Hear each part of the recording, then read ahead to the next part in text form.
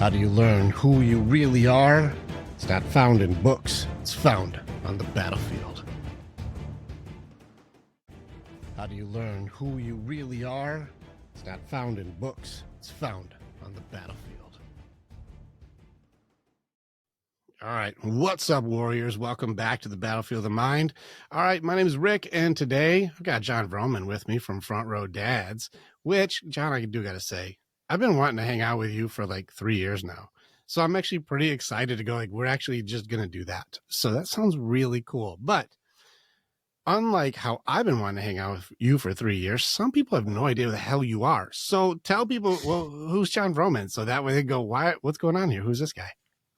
Brother, thank you, man. I've been looking forward to this too. I remember the day when we kind of locked this in, and I had followed some of your videos, your teachings, your thoughts, and I was like, I really resonate with what Rick is sharing here. So thank you for your work, and thanks for having me on.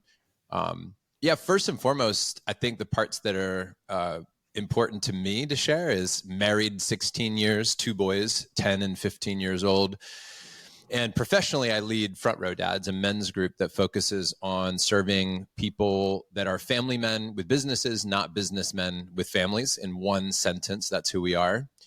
I started this group because I needed it. I was a speaker and a coach for nearly a decade, and I was on the road a lot, and I felt like I was doing some important work in the world. But my wife called me out one day, which led me to question how good of a dad and husband I really was. And that led to me uniting with some brothers back in 2016 to see if we could find better ways of approaching life. And I feel like over the last 8 years, we've succeeded in that mission. That's awesome. I love the idea that the family man with businesses was always a cool thing. I'm friends with Les McDaniels. I'm friends with people who are like, that was my guy. Actually, shout out to Les because I do believe when I train my warriors that it's a balance, mind, heart, body, spirit. And I was closed off heart side. So praise to Les, because when we were in there doing the work, he's like, body side good, mind side good, spirit side good. He's like, where's the heart side door here, bud? And I'm like, heart side door? There ain't been no heart side door. He's like, you're missing heart side. Yeah. Now I'm very heart side proficient. Thank you, Les. And so the stuff that you do with the guys and the associations you have, I got to say, these guys are top notch. I know some pretty cool guys from Front Row Dads. So let's get into something. I want to just jump right in the deep end here. I've got a big men's group. You've got a big men's group. What are some of the big things we're running into that's like, dude, this is the stuff guys are facing today that we got to really bring some light to? I love this question, and I love revisiting, so I'm not just repeating answers I've given in the past. One consistently that shows up every year since we started is just how to get it all done. You know, that it's just it's a battle constantly of, hey, I'm at work, I'm thinking about my kids, I'm with my kids thinking about work. That's a tough one because if you're an achiever, you have high expectations and high standards and big goals for yourself, then naturally there's a gap in the gain conflict always on the table. I want to be here, but I'm not there. How do I appreciate where I am and chase my goals at the same time? I think that's a constant battle. I think that right now, a battle that I think men are facing themselves and with their kids, and I'm seeing almost everything through the lens of how we're leading the younger generation, whether they're your kids or somebody else's kids, is screens.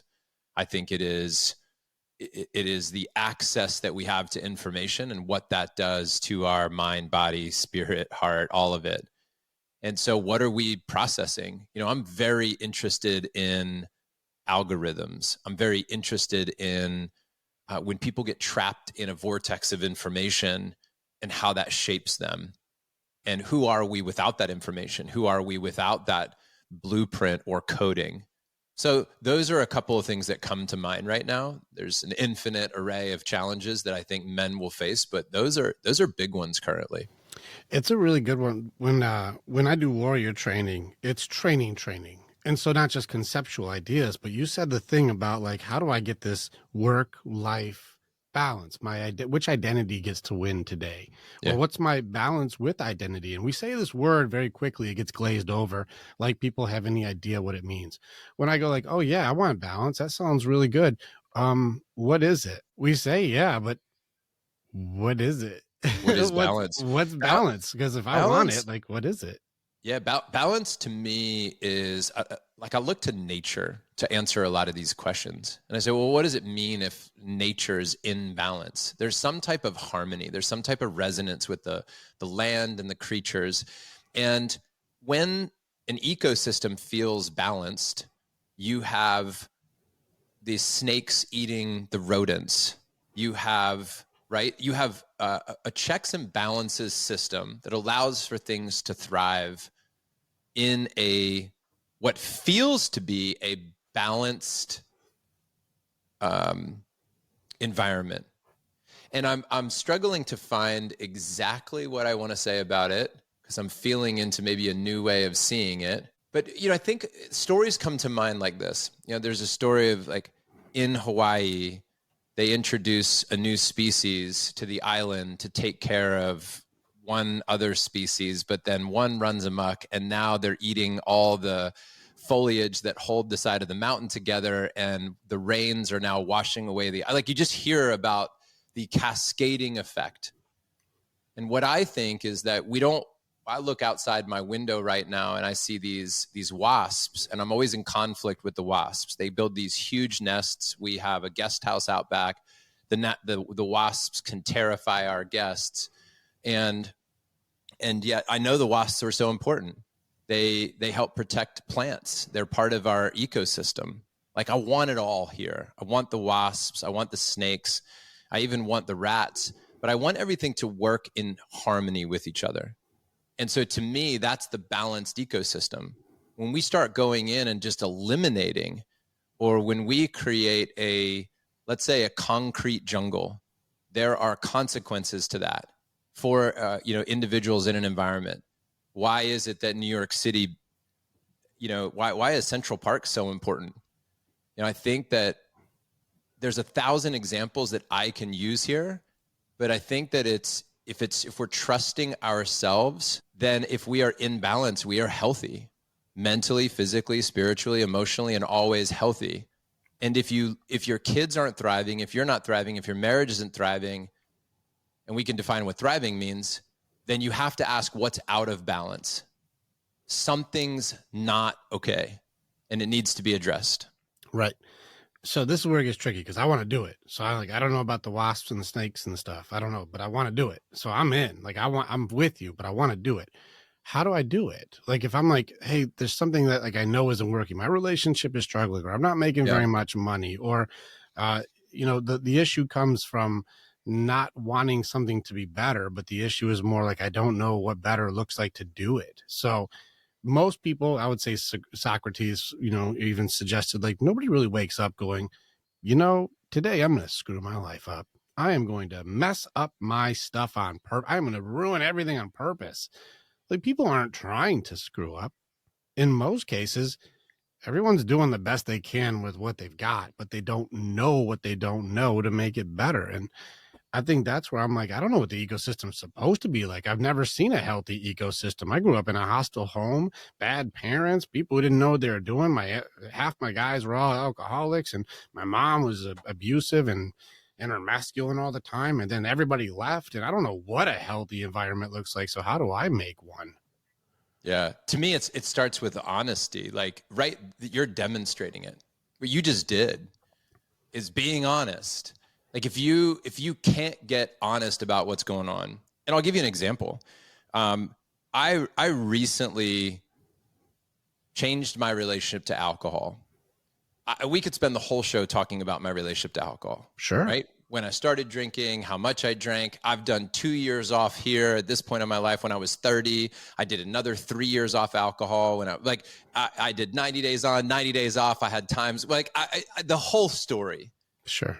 3 months ago, I had a friend who passed away, and I was in my sauna the day after his passing, and he was a very close friend, and I was praying to him, talking with him, and I asked him what he wanted me to hear. Hey, what do you want me to know? And he said, I want my life to be a gift to you. And I said, all right, John, in what way? And he said, health. I want you to be the healthiest version of yourself. That would be the greatest gift. And I said, well, okay, how do you want me to do that? and he said, you got to quit drinking. And the minute that came to me in the prayer was done. Yeah. I quit. I was done. I haven't had a drink in 3 months. Now somebody might go, all right, John, 3 months, talk to me in 3 years, talk to me in 30 years. Without someone's judgments, that's not as important as far as the honoring vow. And so this is a different thing. And I'll team up with you in a second here for this too, because what you did was show, how do I honor someone who's passed away? There's meaning in death. Yeah. And time. so this is something a lot of people don't understand with grief. That's my expertise, falls into grief and addiction and all these things. So when I start going into it, like someone has died, and most people would go into it happened to me. But what you did was say, how do I honor your life? And the message that you got is live healthier, take care of the body you have, because I no longer have mine, but you can honor me by taking care of yours. And that became important. Now there's purpose to death. There's purpose and meaning in the connection and love that you had from that person, which you carry with every day. Now, the question is not, did I quit because I honor? Remember, drinking was for a purpose.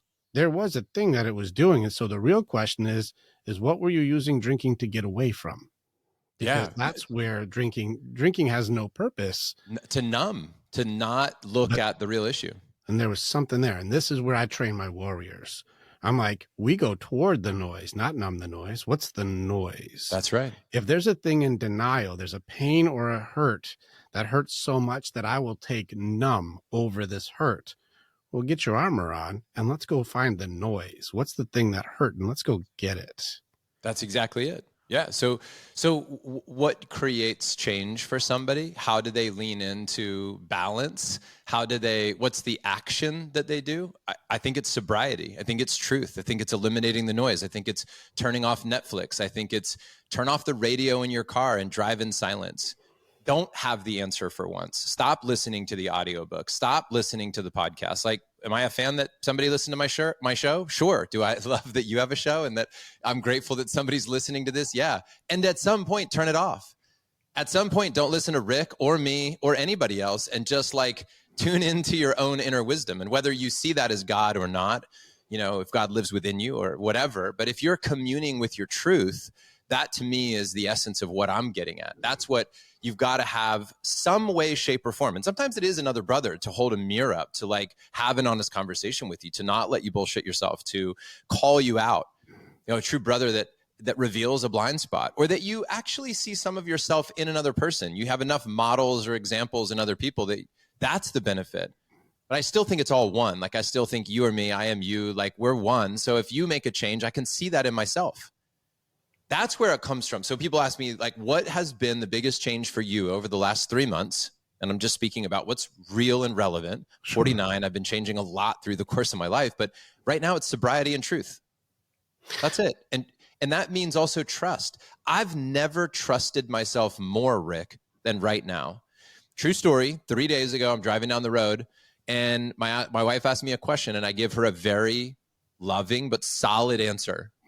And she goes, I love this version of you right now. Good. Listen, you're speaking warrior now, which I really enjoy.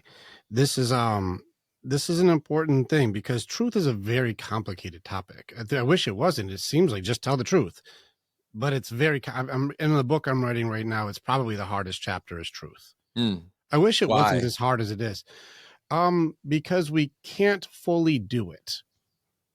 It's an interesting game. I'll explain why truth is complicated. In order to love, we have to have discretion, which means you don't just tell your wife's or your best friend's dirty secrets to every human being that you meet. You don't just walk around just sharing information with everybody. There's a level of discretion that if I talk to you in confidence, like, hey, this is a thing that I'm working through and you and I are working together, you're my coach or whatever. Well, there's a level of discretion that we have that you don't start posting all my information and all my stuff out to everybody. And the more that I share with you that you don't share with others, the more that I trust you. And the more that I trust you, the more that I love you. And the more that I can love you, the more I can open up and be vulnerable and authentic with you. And that would require a level of discretion. Well, discretion mimics omission. I don't share everything with everybody.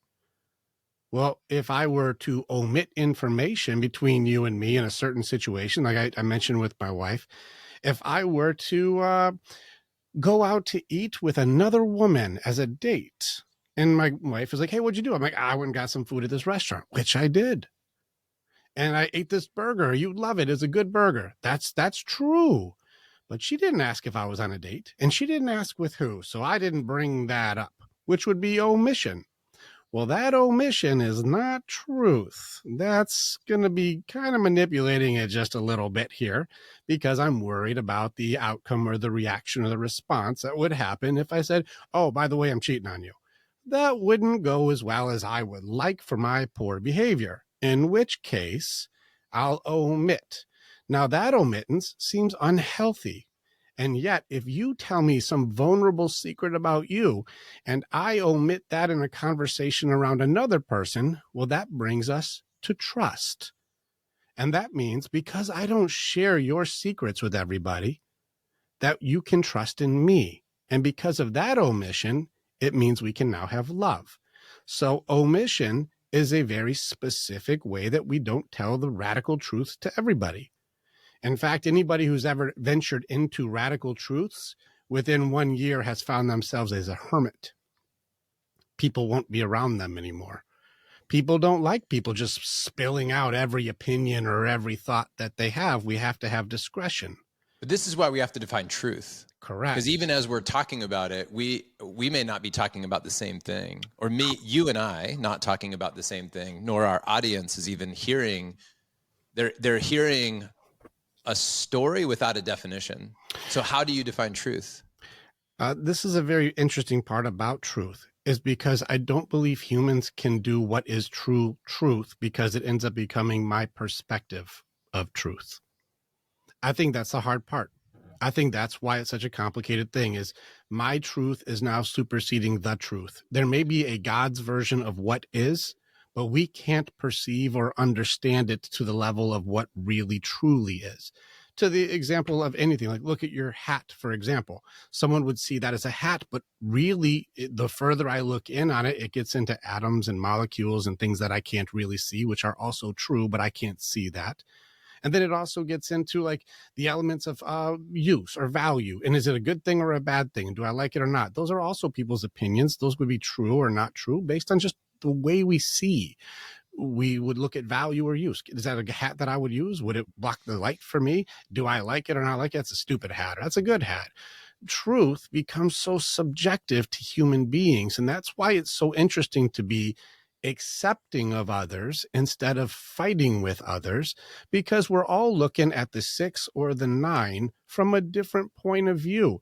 And you know what? If we put the 6 and 9 between us and you see a 9 and I see a 6, you're right and I'm right, but you're wrong and I'm wrong at the same time. It doesn't make the 6 or 9 different. It just makes the way we look at it. Well, let me walk on your side and go, oh shit, it is a 9 over here. Dude, check this out, John. Come on my side. It's a 6. Isn't that crazy? And you're like, we were both right. We were both wrong. But the right and wrong was the subjectivity of truth.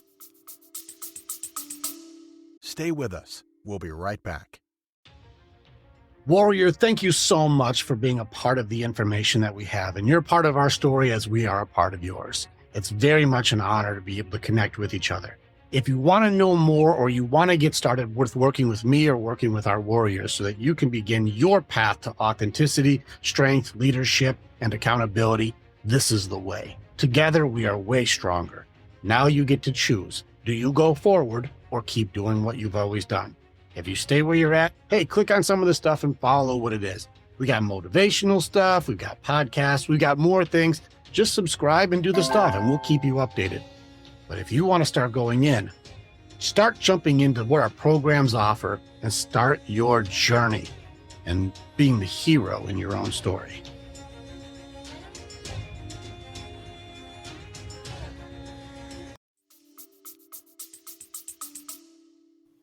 So I like to think of words these days as truth is just a sound you and I are making with our mouths. All words are made up like that. That's right? True. It's like, true. Dude, we're two animals sitting around going, huh, And Blah, you're like, blah, blah. rah, rah, That rah, rah. noise I'm is just making a sound with my mouth. yes. And then we're trying to add this Mhm. massively complex meaning Correct. to a sound, to a grunt that I'm making and trying to unpack it. And I think one of the dangers is thinking that we can ultimately define it. We can get close to understanding, and we're basically saying, I relate this sound I'm making to this experience that I had. Correct. And to this vibration and frequency. So a lot of times when I come back to like, how do we define a word? What we don't do very well as humans is define the frequency of that term. Like we add more sounds to it, further sounds to define the word. But one of the questions I like to sit with is like, what's the frequency of that? And what I mean by frequency, the vibration, the intent, is the feeling behind the word. So like we'll try to define truth as like, well, if I'm in Nazi Germany and somebody knocks at my door and says, "Are you hiding any Jews in your house?" And I'm like, "Nope." Like, am I still in integrity? Integrity to who? Like I know I'm telling a lie, but I know that I'm being, so I don't, that the thought behind truth for me is the intent, the spirit of the word, the frequency of the word. And that's the part I'm mostly interested in. Because what I also subscribe to is if we are trying to use these words, it's like on the opposite side of a truth, I believe is another truth. Well, that's the tricky part of the second part, which is some people would go into connection and others would go into justification. And that's where it gets into my truth. Yeah, that's right. And that's really what matters the most is like, what is it that I'm trying to bring forth? What is the value at the core of all this? Because if you trust the spirit of a soul, if you trust the spirit of your spouse, if you trust this, right, then what you get in any moment is their truth. And their truth is like their highest alignment. Like I'm navigating through this life, trying to receive the downloads, communing with God, learning about myself, seeing the oneness in all things, understanding my humanity, mixing in some neurological, biological, chemical, all the factors into it. And then I go, at the end of the day, if I can believe in perfection, in other words, it had to happen the way it happened because it couldn't have happened any other way because that's how it just happened, that ultimately that is the truth of the story. The truth of the story is this person lied. They had to lie. There was no other way around it because that's what they did. And if you're in resistance of it, you're in resistance of what just occurred. Which that's not belief in perfection over acceptance. Say it again, belief in perfection. Because you said belief in perfection, which is like, a belief system that I would have to challenge.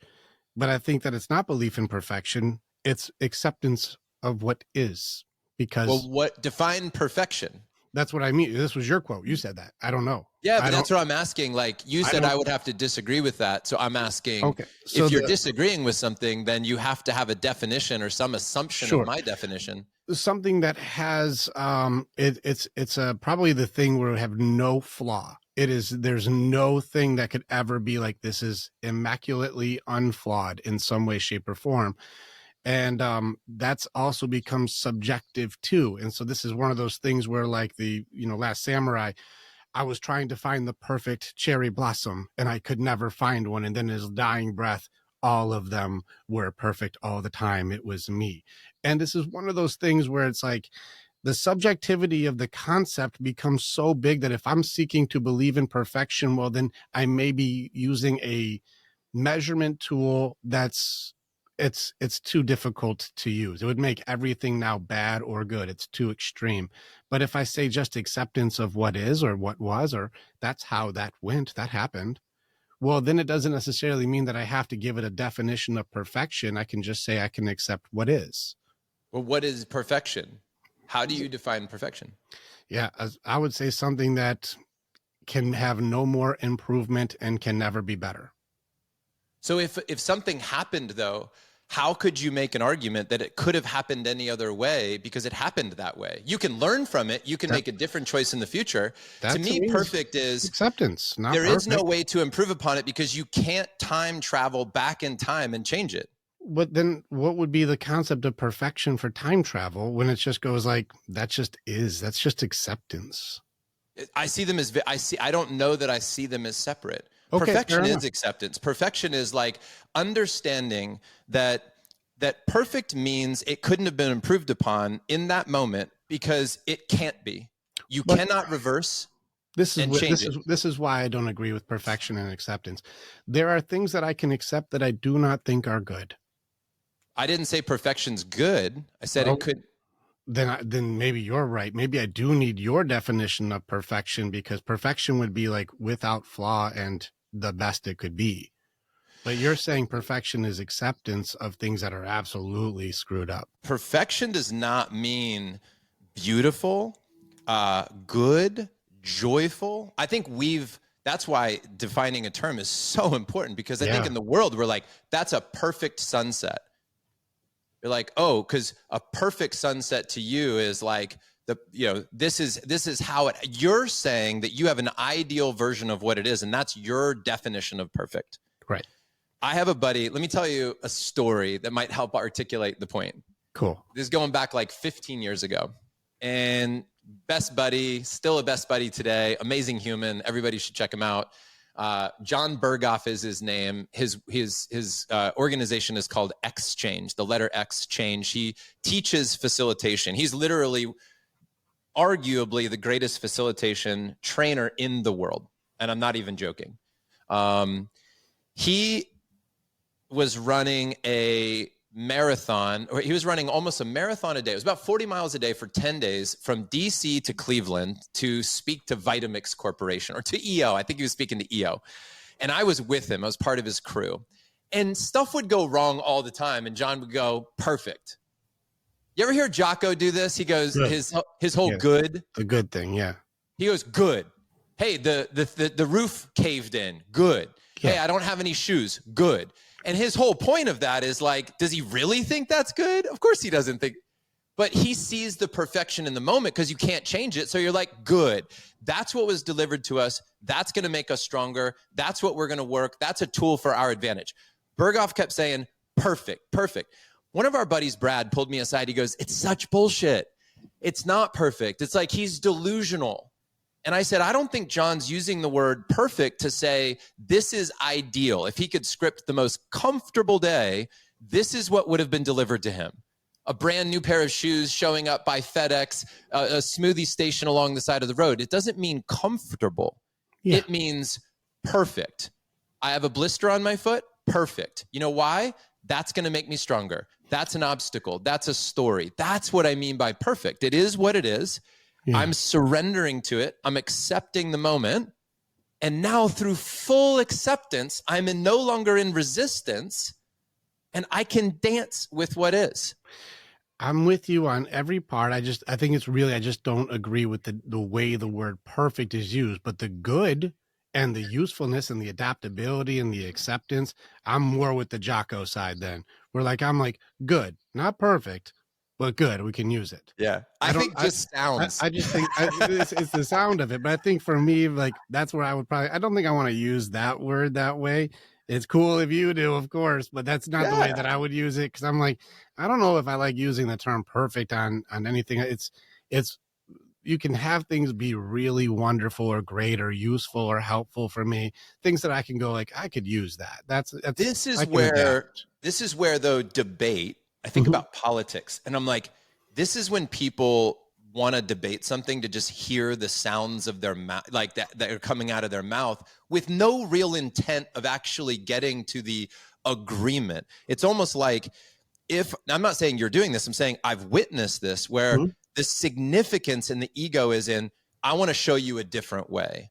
I want to show you the right way, a different way. I'm going to show you how smart I am by looking at these and all, versus what is the thing that we're actually trying to get to? And like, are we trying to actually get to the same place? This happens in politics all the time. It's like, do we both want peace? Yes. Yeah. It's like negotiation 101. What do we both want?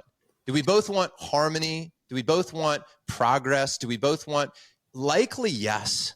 Okay. So how do we use, whether you use the word good or I use the word perfect, What's the feeling? What's the vibration? What is the ultimate goal?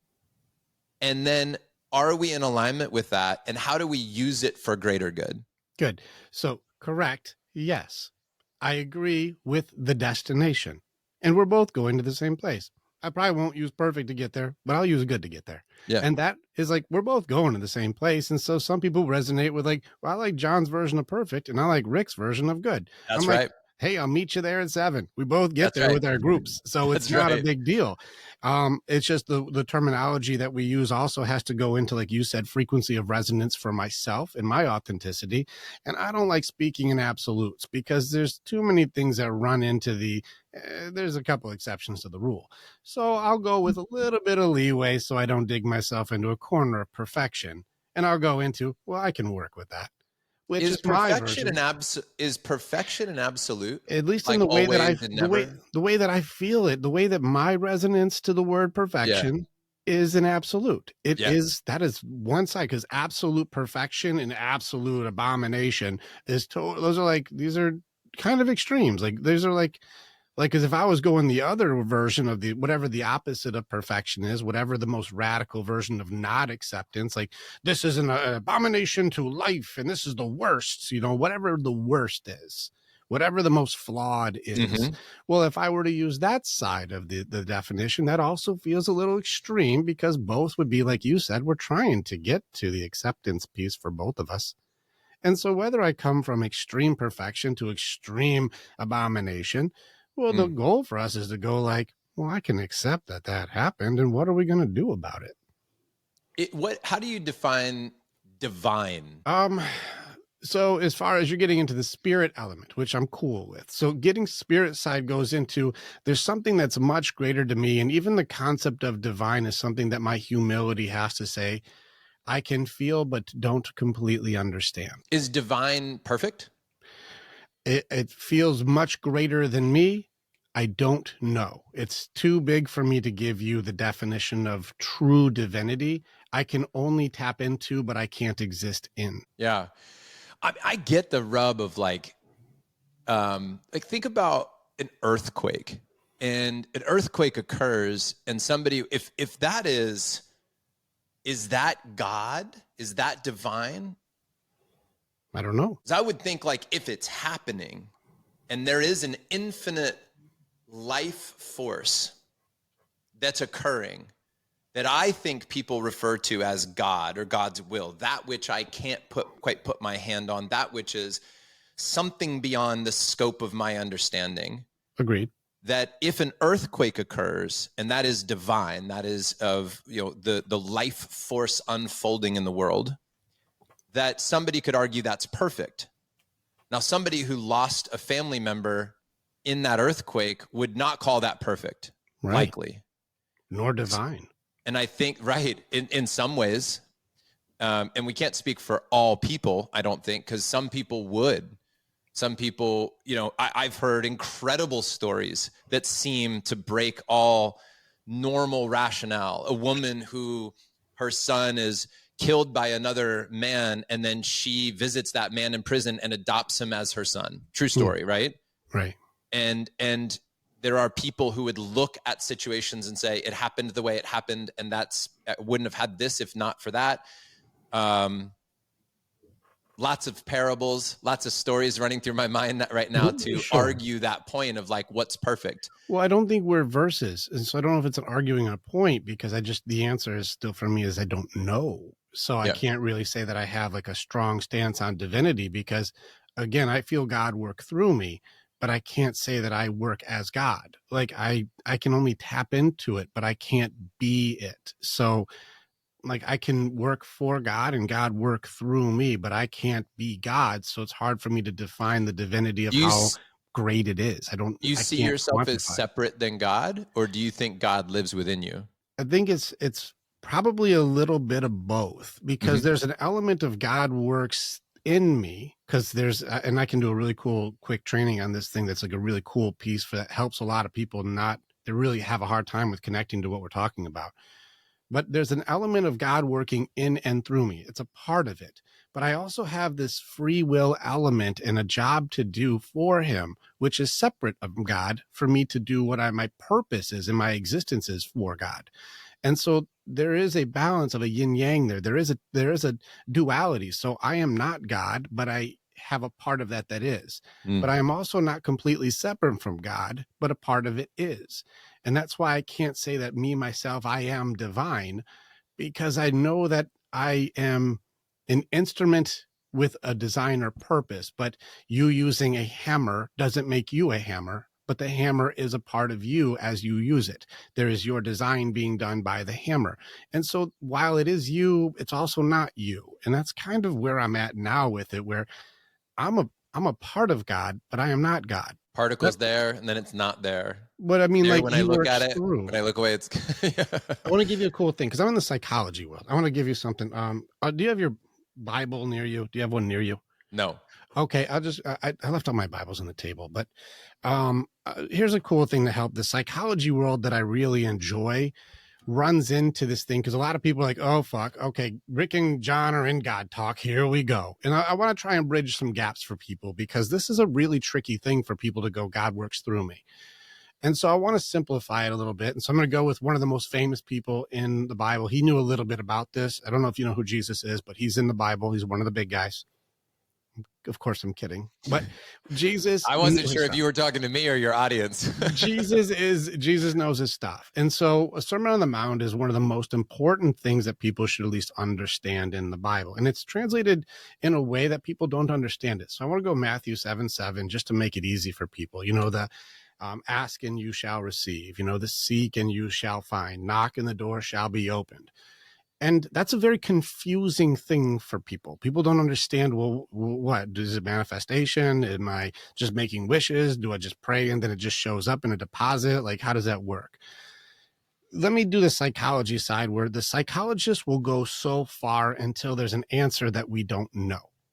That's why I like psychology. Is like, we can go so far and then there's an answer where, like, I don't know what that is. So here's one. Have you ever asked yourself a question and then had like a aha, like, oh, duh, that makes sense. Like it clicks. You ever like ask yourself, like, why am I doing this? And why is this? And then it just clicks. Like, oh my God, that makes total sense. I figured it out. You ever just figure something out and it just clicks? Countless times. Good. In the psych world, they're like, who answered? How did you ask you a question and then get an answer that made it so it made sense? Who answered? And they're like, I don't know. How did you get information that you didn't have before after you talked to you? And in the psych world, they're like, I don't know how he got information he didn't have when he asked him a question that he didn't know. I don't know. And this goes into something is answering inside of you. There is something that answers inside. There's something that gives you an answer. And Jesus says, if you ask, you shall receive. Which way did you ask? I asked inward. I asked inward.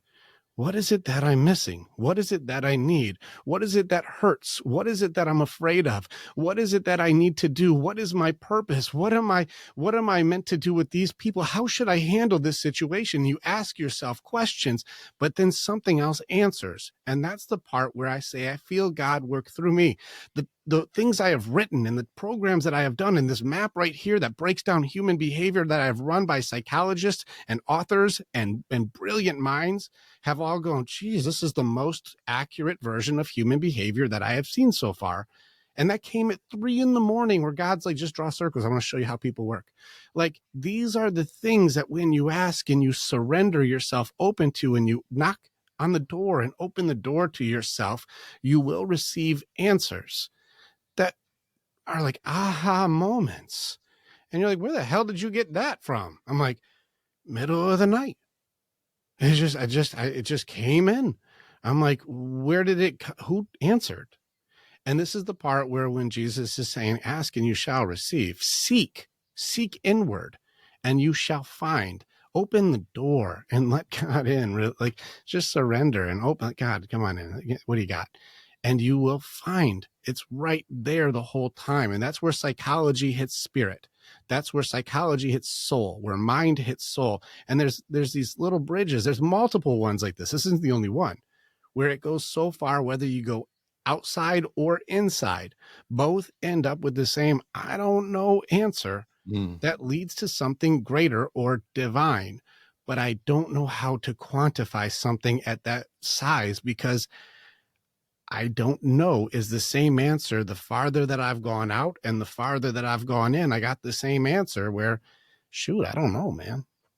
And that's how far I've gotten in both sides, where I can get to a point where I'm like, it's something much greater than I can quantify. It's something there, but I couldn't tell you what divine means because I can only get a fragment of the gravity of its entirety. So it's a really good question, but my answer is going to have to be very strongly.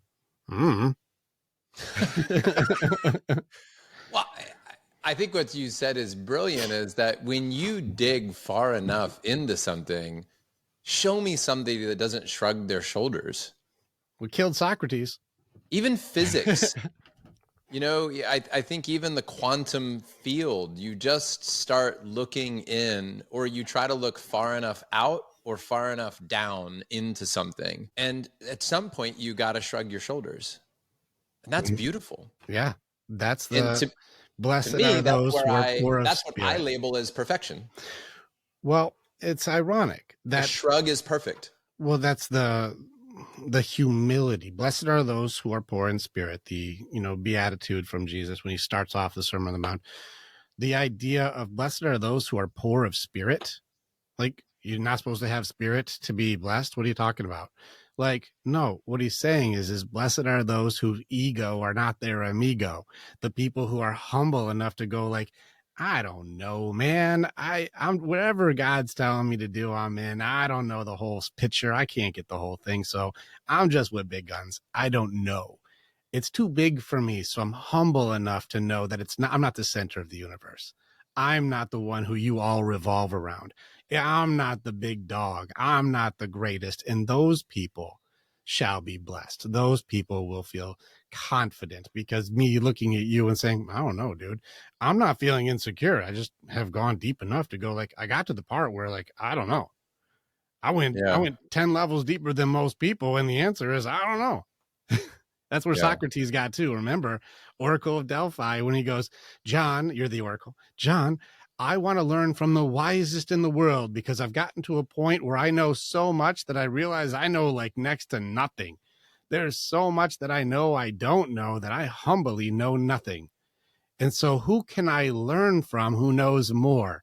And the Oracle of Delphi says, well, you're the wisest in the world. And he's like, how the heck can me, who knows I don't know anything, be the wisest in the world? And the Oracle says, that's why you're the wisest, because you don't know that much makes you the wisest. Humble and blessed are those who are poor of spirit is a beatitude. That's a paradox that makes it so I go, shit. So the more that I know, the more I know I don't know. It seems like the smarter we are, the more humble we become about what it is. My experience has been the same. I can tell you that has been my experience, and I think the experience of a lot of people around me. The thing, since all we're doing is talking about sounds and words and how they hit us, when I hear I'm not the big dog, I hear that sometimes as if people are saying it as a way to like put themselves down and put God up. You mean like an insecurity instead of a security? Yeah, exactly. Like, okay. I'm not the big dog. And what I think is I hear that from two versions of John and in my life. One is, I'm not the big dog. God's the big dog, right? Like that's I am lesser than God, right? I am lesser than God. Okay. And the John Vroman of today does not feel that way. What's your version today say? A oneness version. That's a separateness version. That is a way of being a martyr. It's a way of gaining attention and love also by putting yourself down and putting somebody else up. And I'm not a fan of that. I'm not a fan of the religions that lead to that place. I'm a fan of my own understanding of spirit, which is a oneness, which is I am the big dog.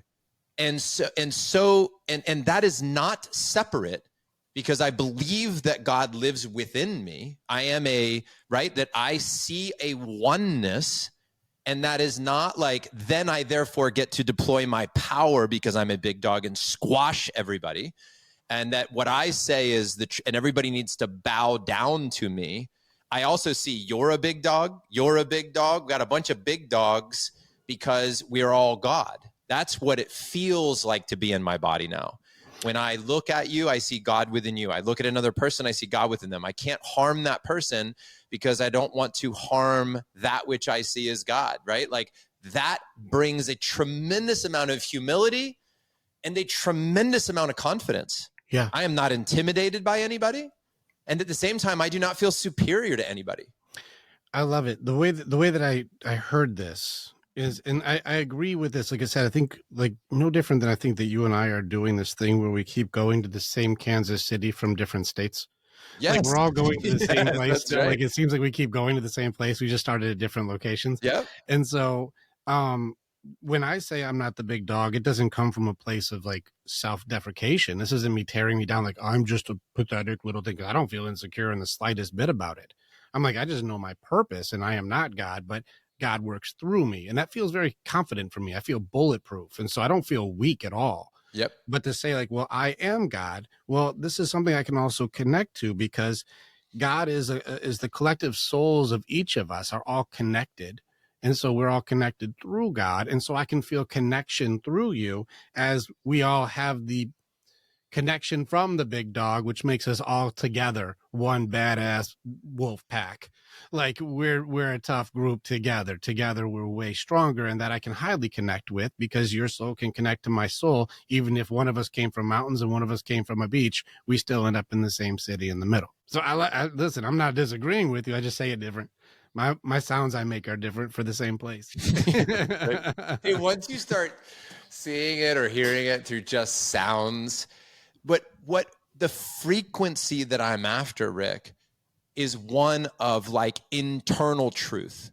So when I say I meditate, I say I pray, somebody says I talk to God, somebody's talking to this God, that God, they are somehow finding silence and space to hear a truth.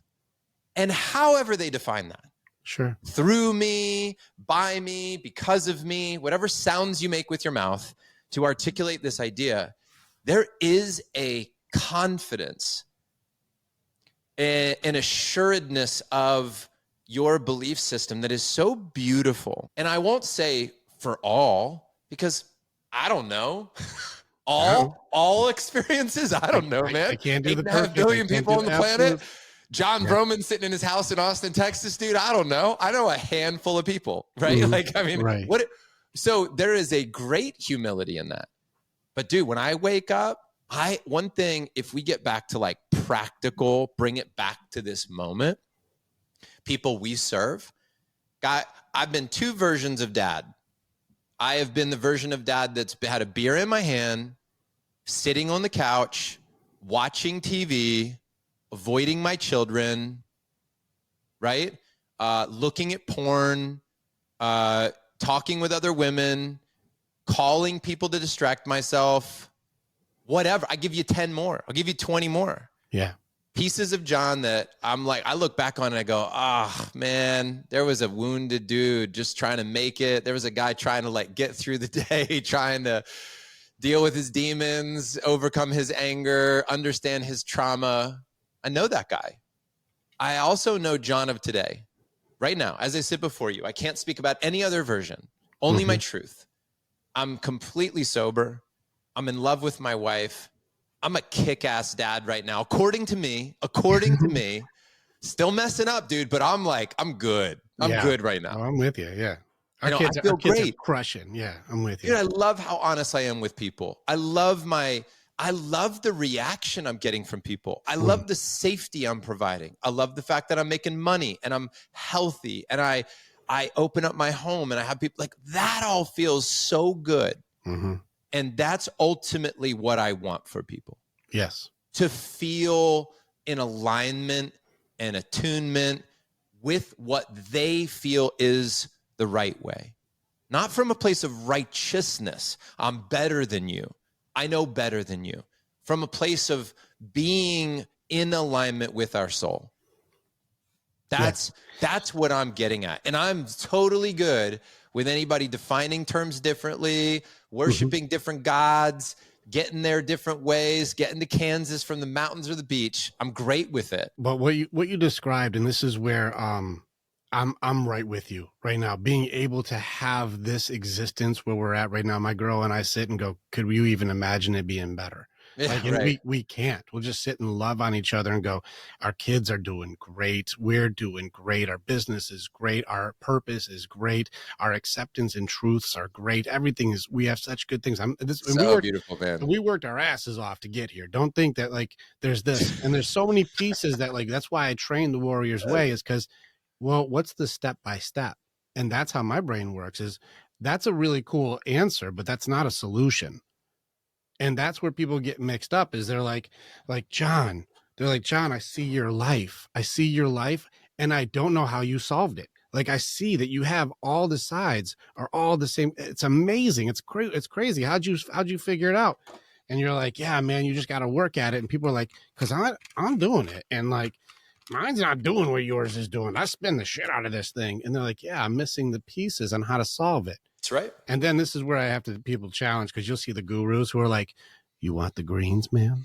Do you want the greens? I'll get you the greens. And then you see the rest of their life, their relationships are a mess, and the rest of their family is all screwed up, and their love life is a disaster, and they're unhealthy physically and all these other things. And you're like, but he's got green, which you can't solve without messing up your green, by the way. So that also messes them up. They don't want to mess up their greens. To find the solution and balance in all areas requires a high amount of training: mind, heart, body, spirit, connected with health, wealth, love, and happiness. And even just those 8 beginning umbrella categories requires training in each one, especially through grief, through control, and through enemies within stuff, which would be like distractions, like drinking, goes into excuses and justifications, goes into doubt, goes into fear and anxiety, and how to defeat all of them, which I have aphorisms to destroy each in a sentence, just in case you wanted to know how that works. They're all very, very beatable with the correct amount of training to reach John or Rick's level of true peace and harmony and acceptance in all categories. And you're like, how the hell did you guys work and do that? I'm like, there are steps that can be taken, guys. John and I are not better. We're just at a different location. We're just further. That's it. But you guys can get there if you just follow your path to get there too. It may take different words. It may take different sounds. It may take a different way to do it. But the location is still really fucking good when you get there, man. And so praise to you to go, I have cracked in enough that my cube is pretty solvable and it feels good. And that's, for me, is the definition of that balance word we started off with. That, for me, that's balance.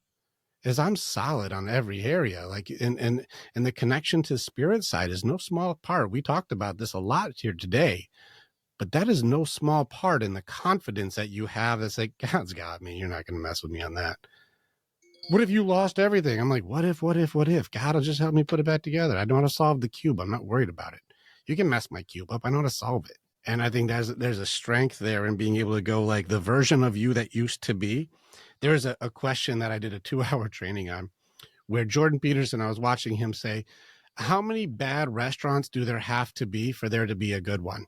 He said, I don't know, but at least more than one. I don't know how many it takes to make a good one, but at least there's at least one bad restaurant to make a good one. There's got to be at least one bad one. And so the question I did a training on was, how many bad versions of us did there need to be for us to become a good one? Mm-hmm. You're like, I don't know, but at least more than one. I have at least more than one really screwed up versions of Rick's. And like you said, really screwed up versions of John. We failed our way forward. How did you guys get so good at being what you guys do? Is like, we screwed up every way you can do it. That's how we got to mastery, is we did all the ways you're not supposed to do it. So now I know what not to do. That's how I got really good. And I think that the quote we have often is, people want to judge you by who you were or what you did, but how I am is who I am. And that's a way more powerful sentence than I think most people will understand. People will want to measure you by John, who you were 10, 20 years ago, and they won't see you for who you are. But before you start doing your radical judgments, looking at the acceptance of how I am is who I am, because even I do not agree with a past version of me. So I feel like we're going to the same location. What location do you think that is? Radical acceptance in all categories, to be able to be at peace, not only with accepting and loving on each other, but supporting each other to help each other have like just the better life across the board. There are so many guys that we know that are struggling in hell's in their own minds and in their own hearts, parts of them that are closed off for suppression and survival, that have no clue how to solve that part of their cube. And they don't have any good positive mentors, nor do they have enough guys who have actually solved their cube to go, hey buddy, it's okay. It's okay. Let me teach you how it works. So that way you don't keep just spinning it and destroying all of the people around you, because you're carrying an unnecessary generational curse that can be broken in simply just a couple belief system tweaks. Let's go ahead and work on a couple tools here to make it so you can build something that you can be proud of, instead of just trying to survive using training from somebody who didn't know how to cope, how to grieve, how to grow, or how to get out of anything more than just not being punished. I'm like, there's more. Let me show you. And I think that's a big part of our purpose, is we see people today who don't have complete cubes. There's guys who may have the greens. Their money might be solid, but damn, my family's not doing well, but I got money. And you're like, let's change it from businessman with a family, and let's get that balance of family man with the business. Let's go ahead and balance this out a little bit, because there's more to you, but you've been suppressing your heart so hard that you're not giving emotional currency. You're just giving financial currency, and you're missing a big part of the equation for life. And they're like, yeah, but that sounds scary. John, I'm really scared of that. I suppressed my emotions since I was 13 years old. That just gets you rejected. They call you names for that. They throw you in the garbage. They'll reject you and abandon you. And they call me a wuss and a sissy, and I need to man up and all those things. So I suppress all of that sadness, and I push it into anger, because that at least looks confident, right? That at least looks like I have my shit together. But then some guys are like, I know anger is really bad because my dad or mom was really mean, so I'll just suppress anger. And that goes right into sadness or self-destruction. And this is where suppression leads to expression, and people just don't know how to grieve. That's a big part of their control systems doing what they do, which, by the way, if you teach people how to do this effectively, bipolar disorder seems to disappear. It's ironic. I've done it with multiple people. If you learn how to do the other half, because people are using denial as acceptance, like it is what it is, and calling that acceptance, even though it's denial dressed up as acceptance, that means I don't go through bargaining, anger, or sadness. I just suppress all of that and call it is what it is, when truly at the beginning, the peace comes from accepting that that happened. And now I call it good. You may call it perfect, but it is. It just is. We And agree that's on okay. acceptance. Yeah. And that's the beauty of it, is because that's also the finish line for grieving, because you had to go through that. And that's what I mean by frequency, is it doesn't matter what sound you make with your mouth. This is where the world is so divided, especially right now around election time. It's like we give so much credit to these words, trying so desperately to feel important, and live into the future and argue about the past. But in the present moment, if we get really clear with each other about the frequency of what we want, we are so much more alike than we're separate. Agreed. And I think that's the part that heals. That's the part that heals a marriage. That's the part that heals your relationship with your children. That's the part that's going to bring the left and the right together, as if there were only two ways to do it. It's so ridiculous, even in its very nature. But the point is that, a balance, going full circle back to the beginning, and we were talking about ecosystems and nature and things that are in balance, is that ultimately there is an acceptance, that has to happen. And when you look at nature, if I go for full circle, I think energetically where I was going with that in the beginning is like, it's tough to watch a lion take down an animal. It's when you look at some of these monks who walk with sticks, they hit them on the ground so that it lets bugs know I'm coming to get them out of the way. You see these massive acts of compassion in life, and then you see these savage acts. You look at, you ever seen the chimp empire on Netflix? You know, I've this seen it. Yeah. like and so much of like the pain comes in resisting what is in the world, the Control. catastrophes, and so again, good, perfect, or acceptance, all of that is a frequency of like, here is what happened, and how do we navigate this in the best way possible? So whether your Rubik's Cube is seemingly solved or unsolved, and just know that if you're sitting here listening to this and going, yeah, my Rubik's Cube is solved. I go, maybe not forever. And by the way, might be solved right now, but let me check in a month. Let's look at your investments and see how the financial side of your Rubik's Cube is doing. Yeah. Hey, you might say right now to the world that the red side of your Rubik's Cube, which is your relationship, is stellar. Your wife or partner might serve you divorce papers a month from now. It won't be the only time I've ever heard that, where a guy or a woman's like, my relationship is great. And you go, that's what you think. Yeah. I love denial. It's one of the greatest protection systems. It's whatever it is. But the point is that whether it's solved in your mind or it needs to be solved, and whether there's a sunny day or a stormy day, or whether your candidate got elected or didn't get elected, point is that you have what you have in front of you. I'll call that perfect. And then you have choice, and you have free will, and you can do what you can in that moment. And hopefully, if you can, again, find some silence, if you can attune to your heart, if you can channel whatever spirit you connect to, and then you are doing and making decisions with integrity today, likely done day after day after day after day, you'll look back in a couple years and be like, I'm proud of this life. It's good. It's very good. How are you on time? Because I can keep going for 9 hours. So I just need to know how you got time. I feel like I've got another 10, and that would feel complete to me. Good. One of the things that you pointed out, the things today, and I just want to point out so people can create better awareness and or armor around the attacks of today. And you saw with this election, it's mostly really just the reactions to the elections. If it doesn't go your way, it's a circumstance that will reveal you to yourself. Epictetus, the circumstances don't define you, they reveal you to yourself. Correct. And in these cases, watching the reactions, not the responses, the reactions is revealing the unhealthiness of you. And so Carl Jung says that thinking is difficult, and that's why people judge instead. And you watch people today, if things didn't go their way, it's massive judgments, massive blame, shame, some sort of you guys are bad, here's why you're garbage. And if you really want to raise your awareness, which is why I can't watch media without being like, this is all lies, is because they speak only in judgment, which means I'm trying to give you a narrative that you need to believe in order to belong. I'm going to change you or manipulate the way that you would think on a base human need of belonging. Like, I'm like, that's a stupid hat, dude, or that's a stupid shirt. That's a dumb shirt. Well, that's just an opinion. That's just a judgment, right? And yet people go like, oh, I could change it.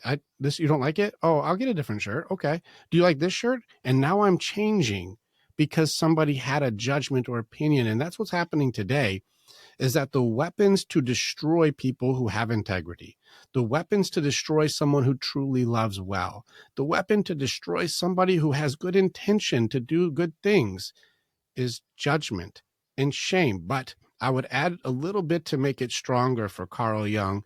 And I would say it's not just judgments. It's being able to say judgments and not thinking. Not thinking is hard.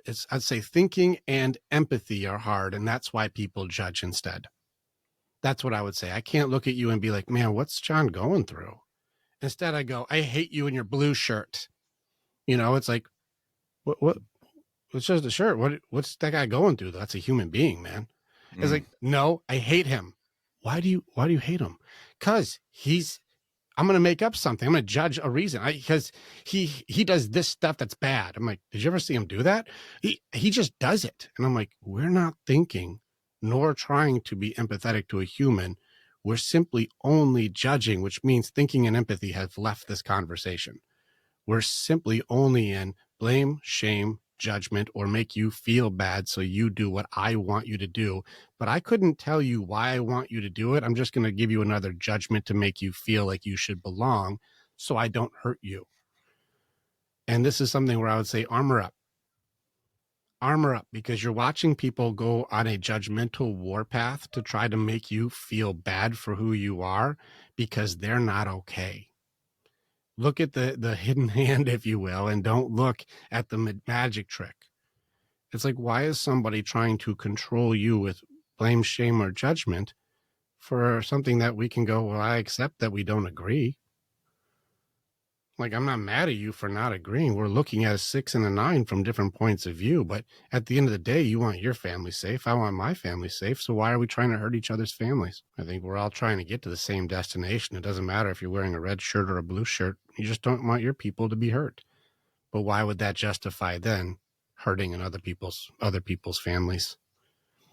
And that's where you start seeing like the loud fringe conversations. But that's my opinion for like armor up against the obvious tools of destruction for today, which is trying to destroy your men, trying to destroy my men, to make good dads feel like bad men, and make guys who mean well feel like they'll never be good enough, is because it's all based on judgments, not thinking, not empathy. I mean, that's my Rick rant. What do you think, John? I think on the opposite side of a truth is another truth. I think that the spirit of what I hear you saying is just know yourself. Mm-hmm. This is the theme of this conversation, is know yourself and be okay with that. Yes. So it could be somebody might resonate with armor up. Another person could resonate with no need for armor. Like, you don't even have to see it as an attack on you. Mm-hmm. In order to have the armor up metaphor, you almost have to think that something could potentially even hurt you, and maybe you don't even give it that much weight. It can't hurt you. You're talking trained or untrained. It's kind of like if you're learning boxing, when you're first sparring, you're going to want to wear all the headgear and shit. Yep. But after you've been doing this for years, you get a lot better at slipping. And so you're not going to need the headgear as much because you're far more trained. Very much so. So at first, because people don't have training armor up. But then once you get good at slipping punches, you don't have to wear the headgear. That's right. And the training is that, that it's to me, my experience is that the training is knowing that somebody, I call this just in my life with my wife in particular right now. It's like seeing her through God's eyes. So I go, she's angry. I can make it all about me. Why? What did I do? How did I not show up?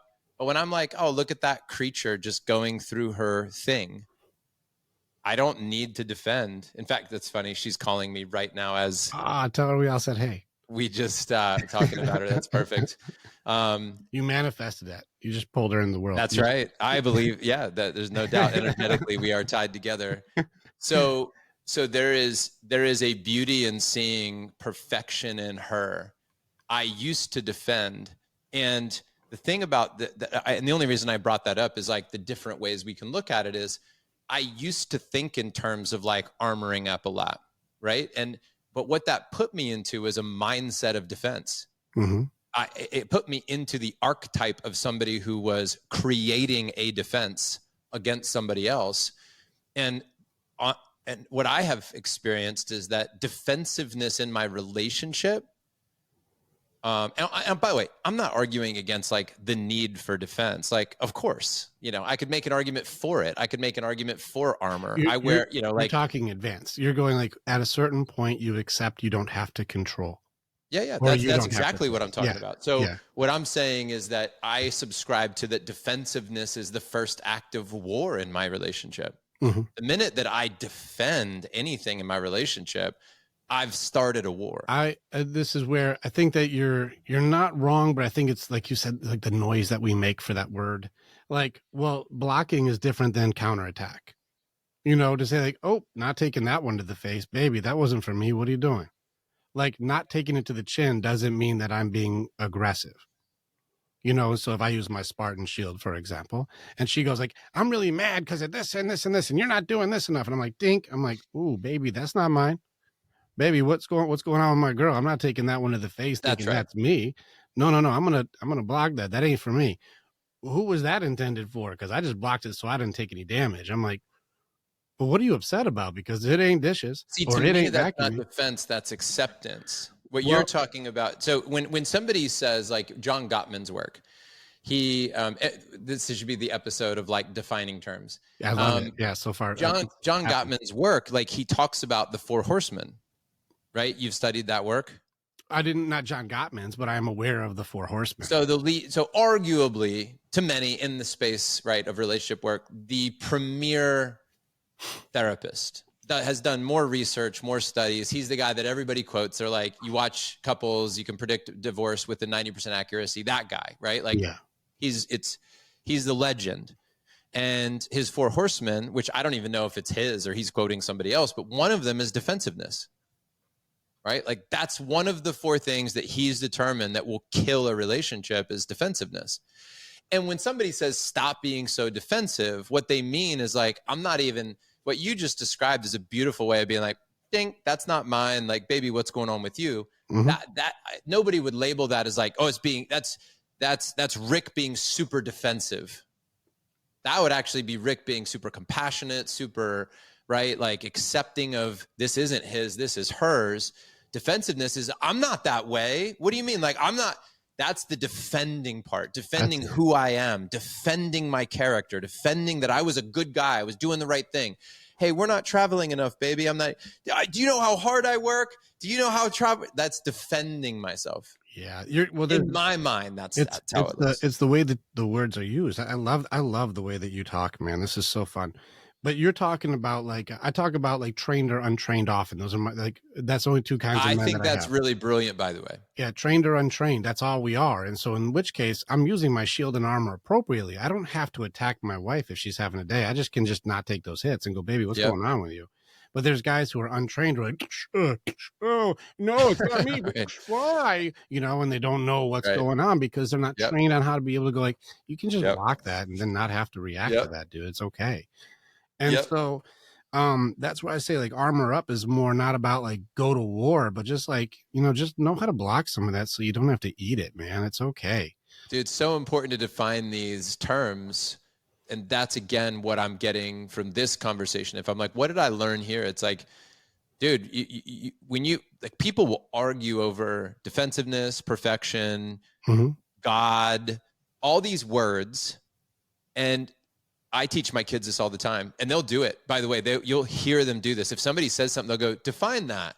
There's another You'll hear people debate for 20 minutes about something and neither one of them are talking about the same thing. Correct. They could, if they just took 60 seconds in the beginning, go define liberal, define progressive, define, right, whatever they're fighting against. Please take a moment and just tell me what you mean by that term first before we launch into our you know, whatever it is that you're doing, your storytelling, influencing, convincing, defending, whatever. Define the term. Yep. I speak the same language. Like I do the same thing with my girl. Even this morning, I was like, baby, before you start telling me how it should be, I don't know if we agree on what we're talking about before we say how it should be. Dude, I want to. I'm not against you. I just don't understand what you mean before I go and say I'm with or against. What type of education should our kids have? Should it be Waldorf? Should it be Montessori? Should it be public school? Well, and then people start launching in and they're like, well, I think how do you define education? Like all of it just come right back to that because many times you will avoid deep conflict because you'll recognize that you probably want very close to the same thing. And or I don't actually know what I'm talking about. I'm just very emotional. Yeah, that's another one. Right. Which comes down to another one. I can tell you how it works for me. Yeah. Or, it's like, this is a really good question. I don't know yet. You did this several times, and I really honor you. There is such a beauty in being like, I really don't know yet. I'm confused by that one. There's so much power in that. I remember feeling that way. And I'm bringing up politics because it's so fresh in my mind. There's so much chatter about it right now. But yeah, I remember hearing some politicians speak over the last decade and wishing that I lived in a world where somebody would just go, this is a really good topic. I don't know a lot about it. You know, one of the first guys that I heard say that, one of the first guys was RFK in an interview. And somebody asked him a question and he's like, I'm not able to speak about that intelligently. Yeah. And I was like, thank God somebody just said it. Yep. You can't know all things about every topic. And it drives me insane if somebody thinks they do, right? Because that feels so incongruent with my spirit. I'm like, you can't know everything about everything. Come on. Well, I think I teach that too, that I don't know is confidence. Yes. I teach that all the time because, like, like if you have a topic that I've never heard of, like there are skills that you have that I've never even practiced, things that you've experienced I've never even been a part of. And so if you said like, hey, I used to work at a place that you never even heard of, you could probably ask me a question about that place and people will try and act like they know. But if you like name anything, I'll just so people can see the example of what you and I do. All right, give me anything that you like. Hey, Rick, here's a question about something that there's no way that I could ever know that. There's no, like, like I was 15 working at an ice cream place that you never heard of or something, like something that Rick would never know that. Give me any question that's like some obscure thing that you've practiced. Where did I work when I was 16 years old? I don't know. Where'd you work? Right. That's it. Like, and people are like, well, I mean, how the heck am I supposed to know where you worked? I mean, I wasn't around. Like, who would know that? It's like, stop. Just say, I don't know. Where was it? I want to know. Nobody goes like, dude, you really look like a pussy for not knowing where John worked when he was 16. I'm like, I really didn't know where he worked. I'd like to, though. Where was it? Humility. That's a theme. That's a through line of this is like there needs to be, or not needs to be. I don't like the way that sounded. Yeah. There is a benefit to humility. It allows. And humility is a way of being in the mystery, in my mind. The curiosity, and the allowance of each other to be. And I think that we're in a world of human doings and not human beings. And I think there's a big miss there for our humility to go like, I don't know. I'd like to know though. I'm curious about you. What do you mean? And like, I'm really excited to hear what you do, like, or what you know, or why you think that way. And I think this is a big part of today in the political world. This is something where I haven't gotten too many people who want to have those conversations. Cause like I do ask you know what the most dangerous letter in the alphabet is? Why? Yeah. Good job. Why? It's the most dangerous letter in the alphabet because it starts cutting through the nonsense. Well, why do you do that? Why do you believe that? Why do you think that's best for me? Like those why questions start really getting somebody closer to, I don't know. I was looking for our core values that might be hanging on the wall here. Is that one of them? Yeah. It's our first core value, curiosity. Yeah. In Front Row Dads. Second one is execution. And the third one is, is community. Nice. So if you can be curious, right? If you can like take action and then you can work together as a team, that's the magic of Front Row Dads. I love it. I think it's so good. John, I don't want to take up too much because you can, like I said, that's why I was emailing. We can probably go 4 hours and it's really wonderful. Of course, dude. Of course. We go 4 days. But I know your wife's calling. You got to get going soon. So I know that you're working with stuff. Front Row Dads, we didn't get to talk so much about. I think we talked leader to leader, which is really fun for people to at least see that these are two people who have worked really hard on doing it the best way we can find. We surround ourselves with people who are trying to be better every day, and we try and build people to be better than us or with us, because like that's a big part of what we do in our leadership is I'm not trying to be the best. I want the guy next to me holding a shield to be as strong as me, if not stronger. That guy guards my left and right. I need you to be as good as me, if not better, because that makes us all stronger together and connecting. When we're done here, go look at my Instagram story that I posted 2 hours ago. Okay.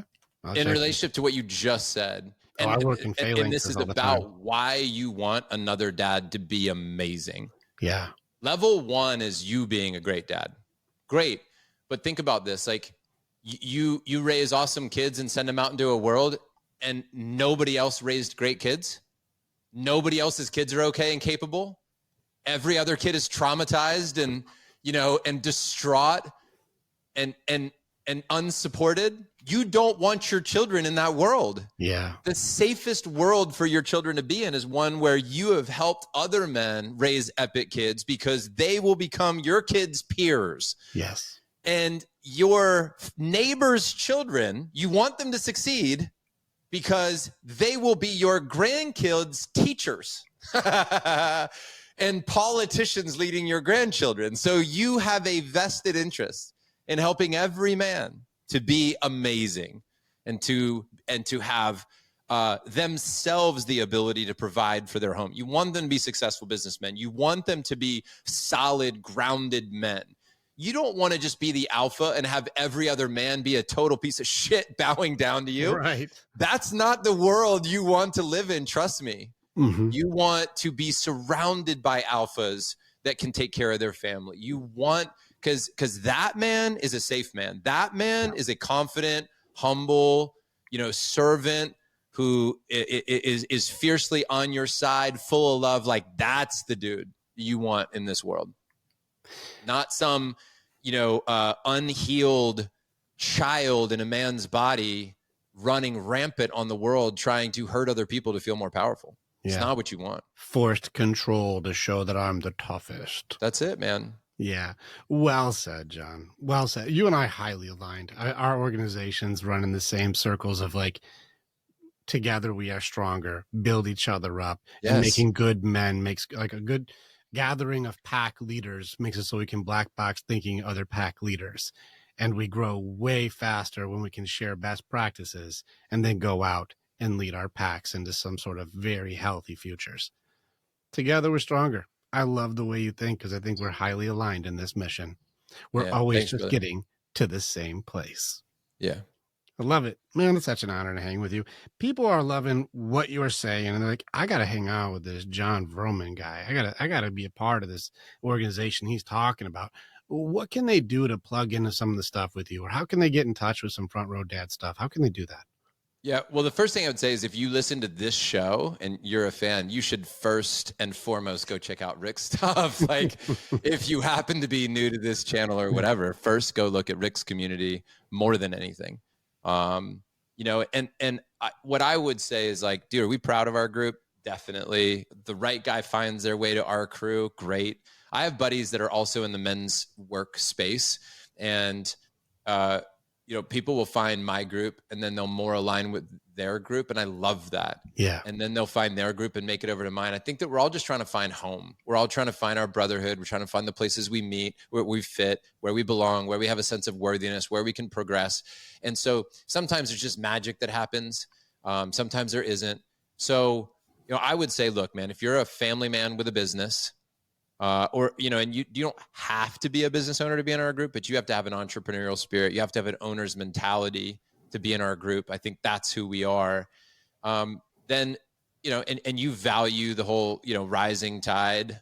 If you value that you become an average of the people you surround yourself with, if you want epic men to be great models and examples of different ways of achieving great success for you as a man, for you as a family man and a businessman, then listen to the podcast, check out our website, lean in, see what's possible for you. Everything's at frontrowdads.com. Everything's under frontrowdads.com. So that's what I would offer. But the real thing that I want people to realize is like, do I want you to sign up for my group if you're the right guy? Of course I do. Like, of course, do I love my product? Of course I do. Do I think it's amazing? Fuck yes. And do I need you to? Nope. What I really need you to do is do what's right for you. Mm-hmm. What I really need for you and your family is to, like, if it's connecting through your church, if it's connecting with your neighbor, if it's creating a weekly dad huddle, if it's whatever that serves you, joining a jiu-jitsu studio and creating brotherhood or a relationship or community there, it doesn't matter. Just don't do it alone.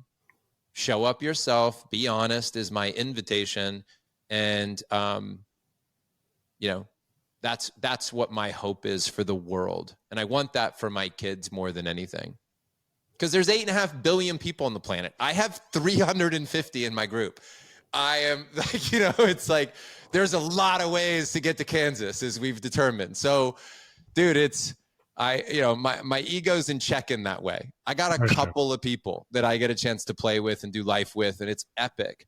But to the hundreds, thousands, or millions of people that end up listening to your show over the course of forever, I just wish that for them.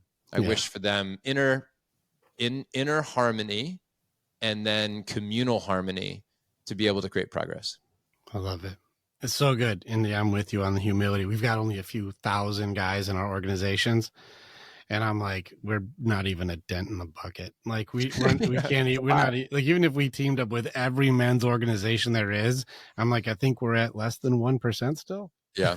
Like we just can't get to enough of the guys. And so I very much honor you for your awareness, your teaching, your humility, your perspectives. And we're all seeking the belonging of the right sounds that resonate with me. For my warriors out there who are like, armor up, do the warrior Spartan talk. That's me. But if you got that entrepreneurial spirit to get that balance, go in with John.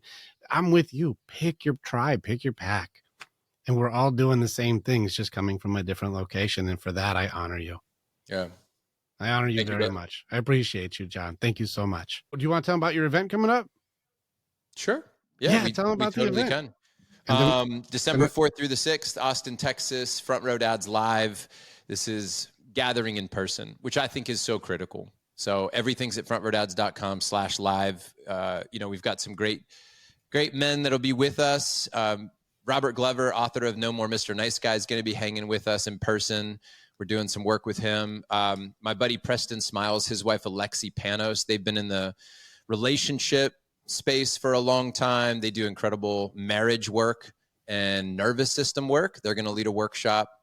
And I've got my buddy Garen Jones coming in. He's if you think of drums and you think of harmony and you think of like frequency, he was just at Genius Network with Joe Polish and did something there. And he's one of my favorite humans.